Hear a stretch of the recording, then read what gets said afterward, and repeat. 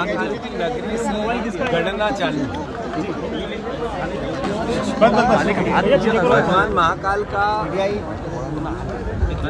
प्रताप पूरी सृष्टि पे है, पूरे ब्रह्मांड पे है, जीव मात्र पे है, सृष्टि मात्र पे, प्रकृति मात्र पे। बहुत सौभाग्य का विषय है कि इस बार मुख्यमंत्री महाकाल की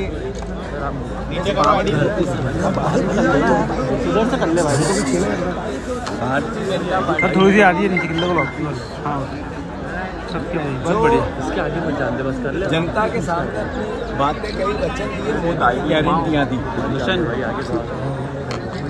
सबसे महत्वपूर्ण बहनों से शिवराज भैया ने कहा 3000 रुपया आपको खाते में डालेगा चुनाव बाद तुम्हारा शिव भैया मामा। मैं भैया हूँ, मेरी बहनों के खातों में 3000 डालूंगा। 3000 रुपया क्विंटल किसान 2700 रुपये देने की बात की, निकाल लो। बात कही 3100 रुपये धान की और 450 रुपये में गैस सिलेंडर, हर घर रोजगार और 2 लाख नौकरी।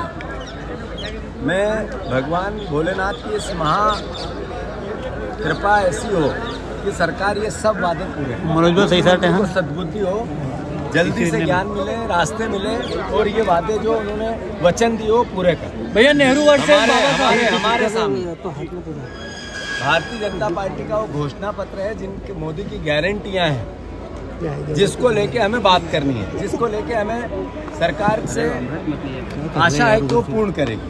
मैं मानता हूँ लोकतंत्र का कि 2 पटरी है और वो समान दूरी पर रहती है।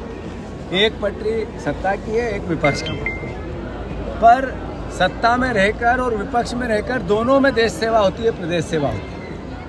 हमें कांग्रेस पार्टी को बहुत महत्वपूर्ण जिम्मेवारी मिली है। मैं बहनों से अनुरोध करना चाहता हूँ, शिवराज भैया 3000 के वादे करके मुख्यमंत्री नहीं रहे, पर आपका जीतू भैया है। मैं किसान का बेटा हूँ, हल चलाना जानता हूँ और हल निकालना भी जानता हूँ। मैं अनुरोध करना चाहता हूँ इस बात का कि महाकाल की इस धरती से सरकार जैसे ही कैबिनेट फिर से फॉर्म हुई, तो पहली बार जब सिग्नेचर किए थे तो ये घोषणाएं जो मैंने बोली पूर्ण होनी थी। अब जैसे ही मंत्रिमंडल फॉर्म और कैबिनेट की पहली मीटिंग हो तो आशा है कि मुख्यमंत्री जी और सरकार इस पर संज्ञान में लेके ये सारे वादे पूरे करेगी। अन्यथा मध्य प्रदेश पूरे में कांग्रेस पार्टी का विपक्ष का कार्यकर्ता उन बहनों और किसानों के हितों के लिए, युवाओं के हितों के लिए,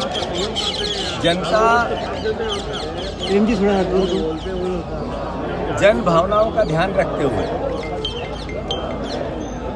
जनता के हितों की रक्षा करते हुए पूरे मध्य प्रदेश में ऐसी वादा निभाओ या जन भावनाओं के अनुरूप सड़क पर आकर सरकार को मजबूर करेगी इस बात को लेकर और पूरे प्रदेश में जनसभाएं करें। सबसे पहले हम भोपाल में करेंगे, जनवरी के 15 जनवरी के बाद ये वादा निभाओ और फिर प्रदेश के पूरे मध्य प्रदेश के हर जिले में हो।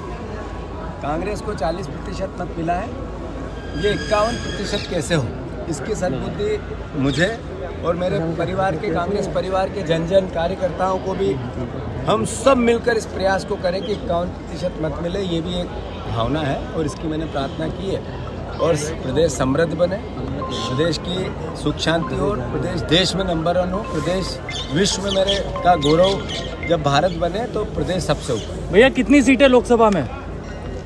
क्योंकि अभी मैं पदभार ग्रहण करने जा रहा हूँ, संभावना है ज़्यादा से ज़्यादा हमारी 29 की 29 सीट मिले, ये आशा है। पर क्या होगा, कैसे होगा, इसकी रणनीति बना के आपको भैया नेहरू वर्सेस बाबा साहब चल रहा है अभी। अम्बेडकर जी की लगा दी। ऐसा है कि भारत की आज़ादी के नायक थे महात्मा गांधी, संविधान निर्माण के नायक थे बाबा साहब अम्बेडकर और देश निर्माण के नायक थे पंडित जवाहरलाल नेहरू। बहुत खुशी हुई कि बाबा साहब अम्बेडकर की तस्वीर लगी, प्रतिमा लगी, पर दुख हुआ कि भारत के निर्माण करने वाले प्रधानमंत्री की, पूर्व प्रधानमंत्री की तस्वीर हटी।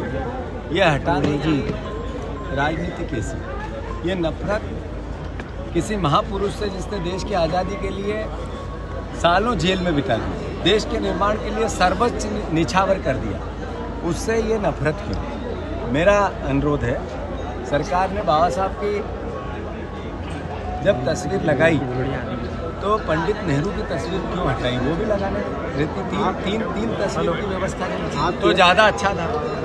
भारतीय जनता पार्टी ने चुनौती दी अटल बिहारी वाजपेयी के उस विचार को, जिन्होंने संसद में नेहरू जी की तस्वीर देख के कहा था तस्वीर कहाँ गई, और उन्होंने उस तस्वीर के लिए प्रयास किए और फिर से लगवाई। मतलब आज की बीजेपी पंडित अटल बिहारी वाजपेयी की बीजेपी नहीं है, उनके विचार की बीजेपी नहीं है।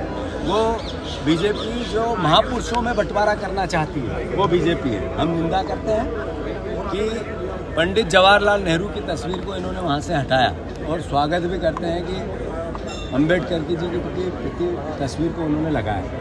मैं मानता हूँ भारतीय जनता पार्टी को महापुरुषों में भेद नहीं करना चाहिए और हटाने की राजनीति से बचना चाहिए।